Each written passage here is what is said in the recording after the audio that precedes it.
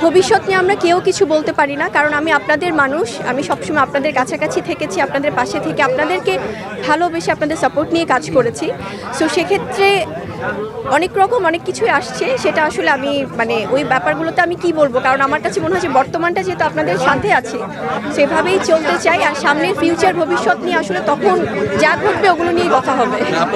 একটা সিনেমার প্রযোজক বললো যে আপনি নাকি আপনাদের বিরুদ্ধে নিচ্ছেন এবং কাজ করবেন না, শিডিউল পাওয়া যাবে না। আল্লাহ আল্লাহ, একদমই না ভাইয়া, কারণ আপনারা আমার পরিবার, আমার সাংবাদিক ভাই বোনেরা, আমার এই ফিল্ম ইন্ডাস্ট্রি, আমার সমস্ত পরিচালক প্রযোজক সবার প্রতি আমার সেই দায়িত্বশীল ব্যাপারটা আমার আছে এবং আমি রাখতে চাই।